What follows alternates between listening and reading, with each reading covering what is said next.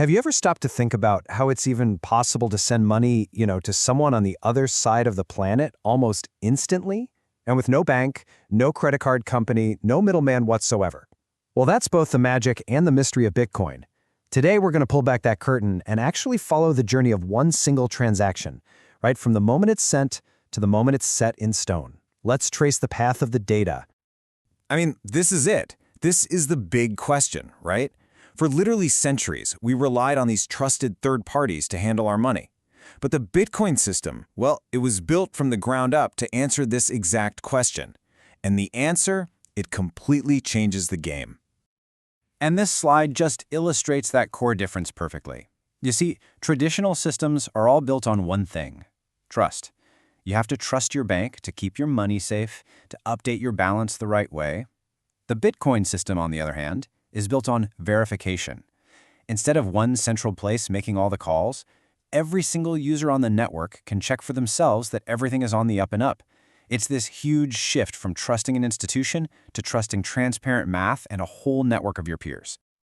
So to really understand how all this verification actually works, we need to meet the key players. Think of it like a digital cast of characters, and each one has a really specific part to play in our story. First up, we've got wallets. Now, a Bitcoin wallet doesn't actually hold your coins like your leather wallet holds cash. That's a common misconception.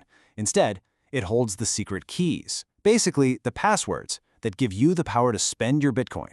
It's your personal remote control for the entire network. Next up are the transactions themselves. You can think of a transaction as just a message. That's really all it is. It's a secure, digitally signed announcement that you broadcast out to everyone, basically saying, hey, I'm authorizing a transfer of this much value from my wallet over to this other wallet. And finally, we have the miners. Now, these are the decentralized bookkeepers of the Bitcoin world. They're participants all over the globe, using incredibly powerful computers to race against each other. What are they racing for? Well, they're all trying to be the very first one to solve this really complex puzzle.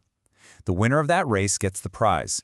They get to validate the latest batch of transactions and add it as the next block in the official record. So these three parts all work together in this really simple, kind of elegant sequence. It all kicks off when a user creates a transaction right from their wallet, signing it with their secret key. Then, that signed message gets propagated. It's broadcast from computer to computer, spreading all across the global network. And finally, the miners pick up this broadcast, they check it to make sure it's legit, and they confirm it by including it in the next block of the permanent record, the blockchain. Now, I know this all might sound a little bit abstract, but here's what's so fascinating. This entire process happens completely out in the open. Anyone can watch it happen in real time. And to do that, we use a special kind of tool. We can see all this action using something called a blockchain explorer. Honestly, the best way to think about it is like a search engine for the Bitcoin network. You can use it to look up addresses, track transactions, and literally see the flow of value as it moves around. It's our window into this completely transparent system. And these aren't some kind of secret, hidden tools either.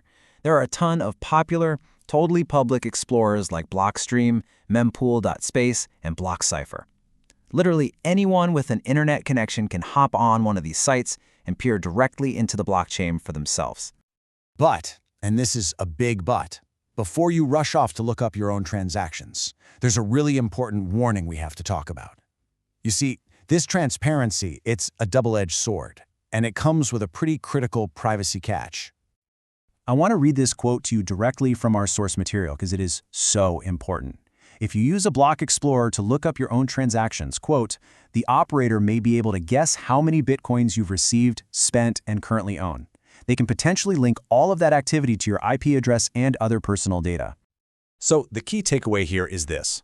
While the Bitcoin network itself is pseudonymous, using these public tools to search for your own activity can totally de-anonymize you.